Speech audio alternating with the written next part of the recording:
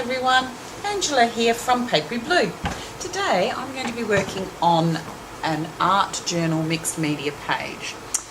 I started in my Dylusions large journal and I was about to gesso when I realised I had some ink coming through from another project, so I decided to get some masking tape so that I could cover that, and then I decided to put a little bit of extra texture on the pages as well. I used the masking tape as it came off the roll. Sometimes it split and that was fine, and I placed my masking tape either vertically or horizontally so that it sort of gave a pleasing look. I would tend to always put my masking tape this way, or if I was doing it diagonally I would do the whole spread with diagonal masking tape. I don't tend to do it randomly. I don't like that look. And then I gave it a coat of gesso so that makes everything that's on your page be able to take colour really well. It sort of gives it a ground, gives it a tooth to the page, so that anything you do on it is going to work. I used some of my Art Basics modelling paste to put some flowers in the bottom right and top left hand corner and a few random flowers elsewhere. I've got a vague idea of what I want to do because I did some sketching the previous evening and I had an idea of like a mother figure but also an angel figure. I was thinking of my mother. She is an angel. She's been diagnosed with Alzheimer's and is sort of struggling through that, and you know, it's just such a sad disease to watch them disappear, even though they're with us, and you know, thinking of all the wonderful things that she's done for me over the years, I really, I just wanted to do a page to her, I suppose. So in my mind, my mum's an angel and always will be. So you can see now I've actually used some old music paper. I've just cut up some bits and pasted them on with some matte medium, and then I've covered them with clear gesso. But I decided, having looked at that it was really too stark, so I needed to knock it back. And so I decided to do that with colour. I could have done it with, you know, gesso again, but I thought I'm just going to put the colour on and hopefully that will knock it back into the background anyway, which it did because I was using pastel colours. I chose to use the distress paints.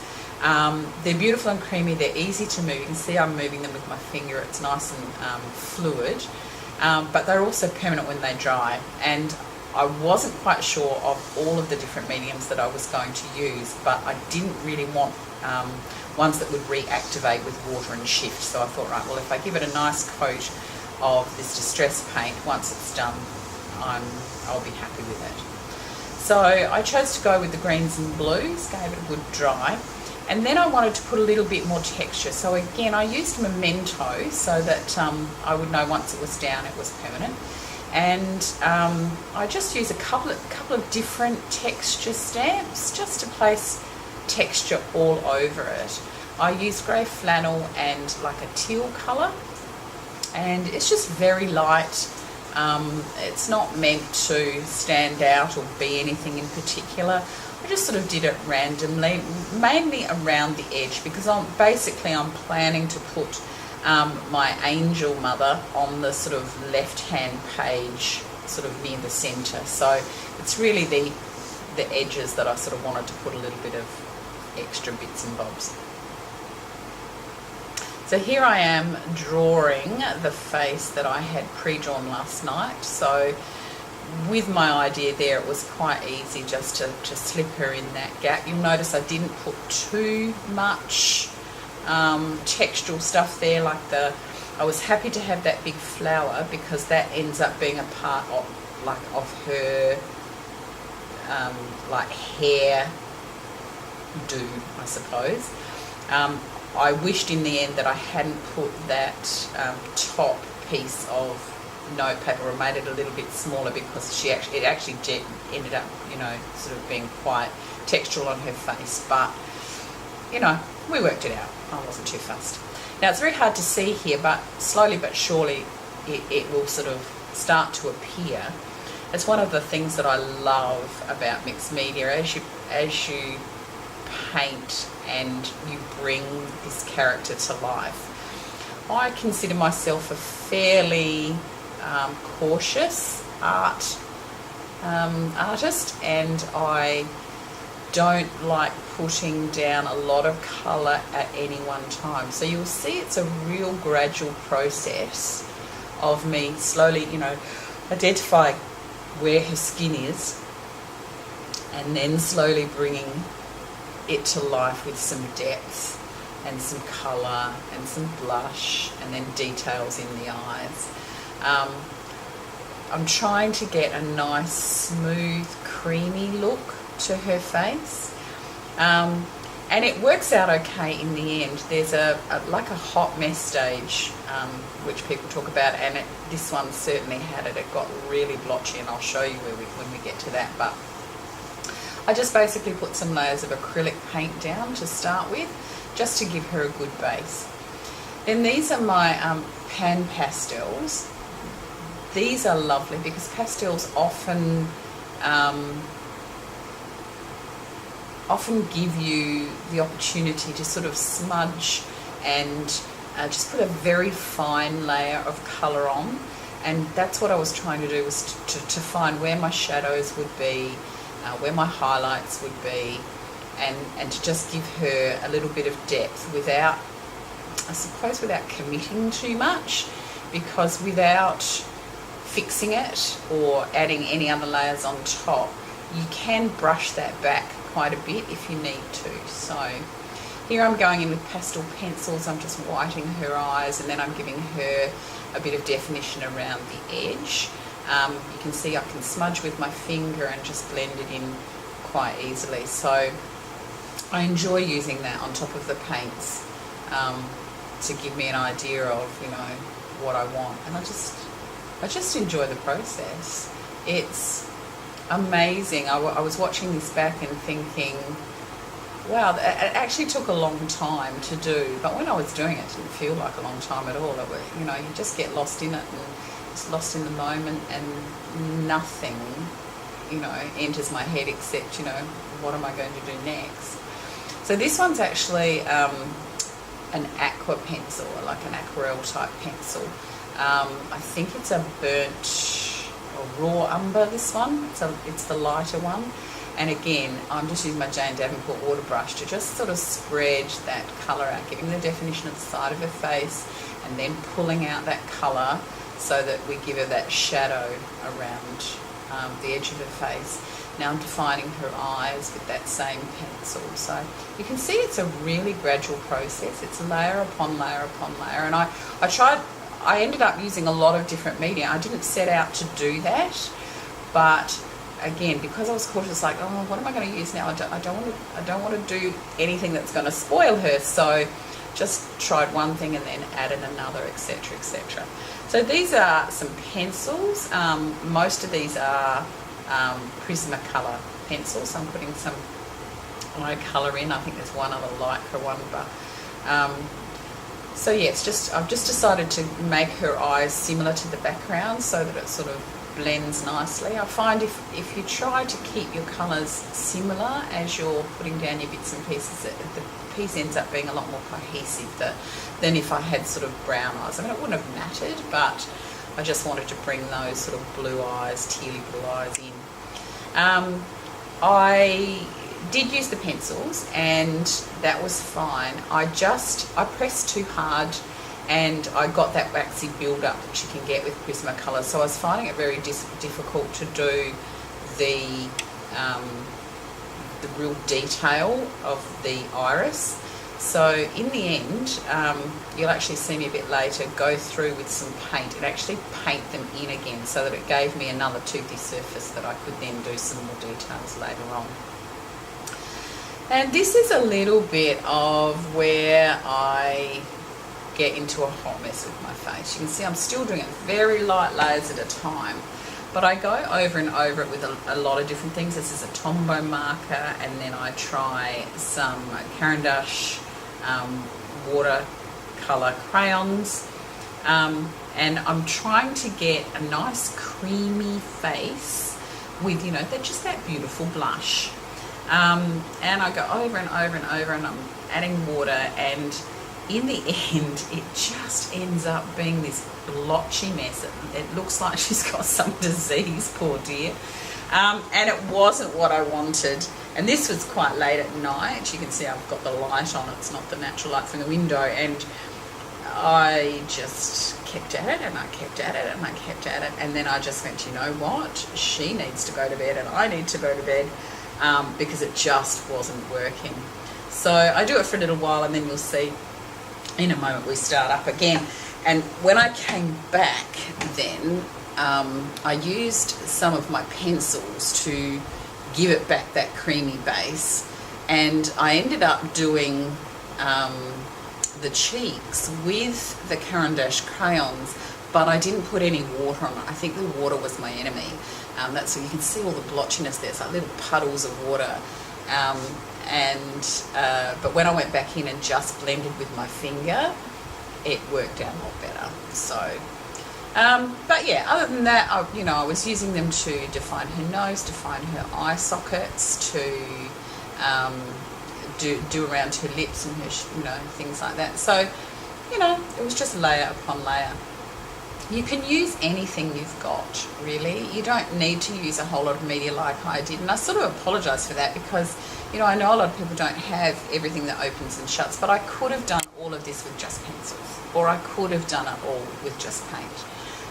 So use what you've got, and don't feel like you have to have everything that opens and shuts. I was just a bit indecisive, I think, more than anything, about how I wanted to make my mother angel. So I just kept pulling things out of the tray. I think one of the things too is that I can actually find all my materials at the moment. Over the last 2 weeks, I have had a huge clean out of my craft room. I've actually got some footage. There I am painting in the eyes. I've got some footage that, if you want to see, I can actually make a video of what it looked like before and now what it looks like. And it's just so lovely to be able to walk into a space that's open and airy, and I can open a drawer and I know where things are. And it really has given me back my creative mojo, because it was getting to the point where I could hardly move. And I decided that I needed to get rid of the clutter and get rid of a whole lot of things that we keep. New trends come around, and we buy a bit of this and buy a bit of that, and we use it maybe for a little while, but it's not really us. And so I decided to get rid of things that weren't me, and just to stick with what I like to do, and not try to be, anybody else, but just me. And, I like doing what I like doing, and if other people enjoy watching that, that's great. And if people don't, that's great too. You've got to stick with what works for you. Now this is the next day. You see, I've given up that night, and so this is day 2, and I'm going back, and now I'm able to put more detail back in my eyes now, because I did that little paint layer you saw me do. So that I was happy with that, and I put some shadow in the eyes, etc., etc. Now I don't actually think I show you the bit where I do the cheeks, but you'll probably notice it's still a bit blotchy at the moment, and I think I'll go back in a minute and use my pencils to sort of make it more creamy and more smooth. And then I think I cut to another bit of footage, and you'll just see that the cheeks are done. It was one of those things that my camera just decided to switch off right at that moment, and I missed it. But anyway, so I spent a long time on the face, but that, as I say, it didn't worry me. Here I'm trying to make it smooth out all that blotchiness. I'm just using a cream Prisma colour pencil, which is often the base of a skin colour, like this Caucasian sort of lady. And then this is the light peach, and sort of between the two of them, it sort of started to blend out a little bit better, and I was a bit happy with it. I love using coloured pencils, but I also love using paints and watercolours and stuff. And I'm still absolutely learning, when it works and when it doesn't. So You know, don't feel despondent if, you know, you do something and it just sort of doesn't quite come out. It's, you know, I'm really pleased with the outcome of this one, but I could flick through my book and show you ones that I just think are horrible. And that's a part of, you know, learning. Not everything is going to be fabulous. And this is just a white Caran d'Ache, which I'm trying to get some highlights back in. Sort of, this is about where I do the cheeks, and I think my camera cuts off in just a minute.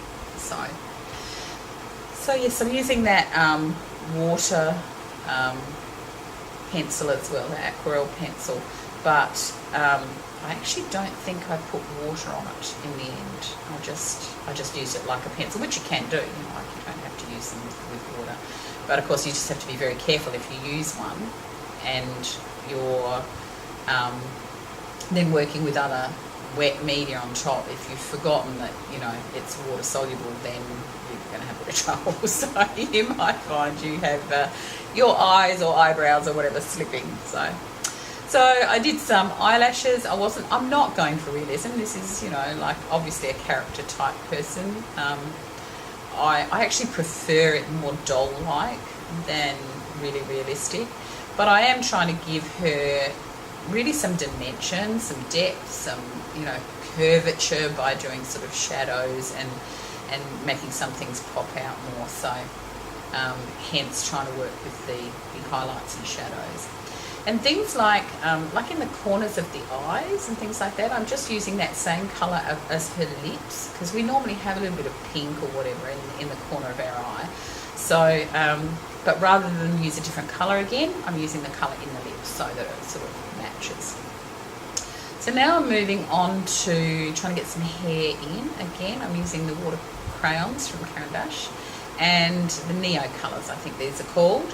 And I'm just starting to put a base layer of colour on. Now this was really tricky because of course there was lots and lots of texture underneath, so trying to get that colour as evenly as I could across her head was a bit tricky.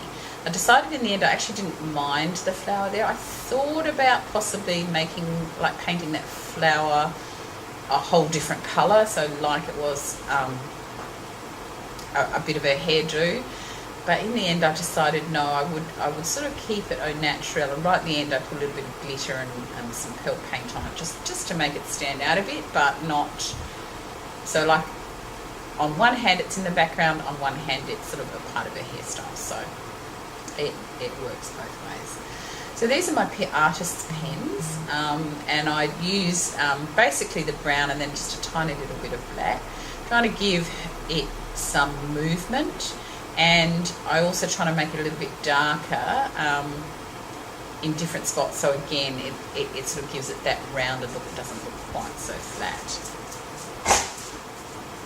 So yep, just in the centre of her hair where her part would be, around the edge of her face, I just put in some depth and darkness, and then in the top knot of her bun I try to make it look a little bit darker as well.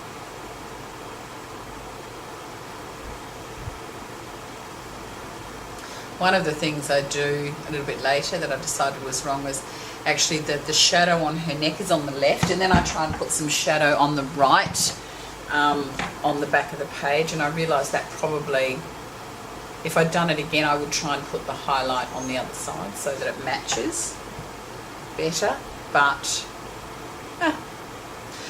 I still like her. So there she is. Put a little highlight using my white Uniball gel marker, a little bit on her lips, and then I start to think about where I'm going to go to from here. And in my original sketch I had wings, so I wasn't quite sure how I was going to do them, but again I wanted to use some different media. So once I finish putting this shadow on the wrong side, I then start drawing in her wings. Now I wasn't quite sure how I wanted to do the wings, but I wanted to add some more texture to the page. So I drew them in initially and then decided to paint a base, and I used a pearl acrylic paint to make sure I had a nice creamy base, so that I could then work on top of it. I wasn't sure whether I was going to use modelling paste or lace or ribbon, etc. So after I'd done the base, I decided to go with some of my different laces and ribbons and fluffy bits and pearls. And what I did is I layered them on top of each other. I wasn't sure whether to start at the bottom and work up, which is probably what I should have done, but I wasn't sure with the arc of the wings. I wasn't sure whether I wanted to keep everything sort of in an arc or whether I wanted to sort of straighten it up. So in the end, I do the first layer, glue that on, and then slowly go down the wing, just lifting up whatever lace or fluffy trim was on the wings, so that I could put the next layer on. And in the end, I do end up straightening sort of the lace as it goes. So you'll see here, please excuse my head and my grey hairs, but sometimes you just have to get right over the top of it just so you can see you're in the right spot. So I'm sure you all understand. So it was one thing after another. Yeah, I wanted it to be really textural. I wanted it to be one of those pages where you open up and you just have to put your fingers across it to give it that sort of magical, sort of angelic feel. So it wasn't too hard. All of the laces lifted up and that was fine. I'm using Helmar's 450, which is a really nice strong glue. And it held that down, not a problem at all. So I had, just things just peeking out each time. The next layer I start to straighten up on the wings. Yeah, I thought about using feathers, but feathers can be really quite problematic, at least with the lace there. It's sewn on and it's not going to all come off and be fluffy and go everywhere. So I decided to stick with the lace, and I just used a whole variety of different sorts. So you can see I've straightened it up there, used a longer lace to sort of bring it down to make it easier. And once that was done, then I just wanted a bit more contrast in the background, from light to dark. So I started with just a text stamp. It's like a dictionary type stamp. And then I went round with a variety of different paints and stains in that sort of tealy colour. And then I actually go over with some black soot as well. That one's pine needles, I think. And I was just wanting to darken it up and make it more and more contrasted with the glow from behind the angel. So I didn't want it too strong, so I used a baby wipe to sort of spread it out to make that shadow just a little more blended through. And then I also went across, I don't know that you see it, but I went across the flowers, the top of the flowers, with the pearl paint again, just to bring them out. Then I did my title, which was Mothers, Angels in Disguise. And the last thing I did was put a little bit of like a teal glitter on the flowers, just randomly. I didn't do it very exact. I just wanted a bit of sparkle here and there, and I put a few pearls in little groups to match the cream in the wings. I just wanted a little bit of that in the background, so I found some really nice cream gems. And I'll put the things that I used in the description below and on my blog. So feel free to have a look there. I just covered this title in matte medium because whilst they were sticking, I know over time some of those stickers can come loose, and there's nothing like a half missing title, because you can never find what you used to do it again. So by putting it with matte medium, I was really making sure it was stuck down. And I just did some stitching. There's actually stitching around the letters of the word mothers, so that's why I put the stitching on the small letters as well. And up close, it looks fine. So then, yeah, just some last minute tidying up, and that was about it. So I do hope you enjoyed that today and gave you some inspiration to have a bit of a go. Feel free to post on my Facebook page or via Instagram anything you do that you might have been inspired by this. I'd love to see what you make. And don't forget to check out my launch video, which is I posted a couple of days ago, and there's a great giveaway on that channel, so it would be wonderful if you went over there, got yourself into the draw. Have a look at the scrapbook page that I made with using some of Jane Davenport's watercolours, and yeah, get yourself in the draw for an awesome prize. It's a pack full of lovely bits and pieces, stamps and inks and all sorts. So I do hope you'll check that out as well, and please consider subscribing and leaving a comment. Say hi. I'd love to hear from you. But other than that, I think just remember, be kind to each other. You never know what people are going through, and we'll say bye for now.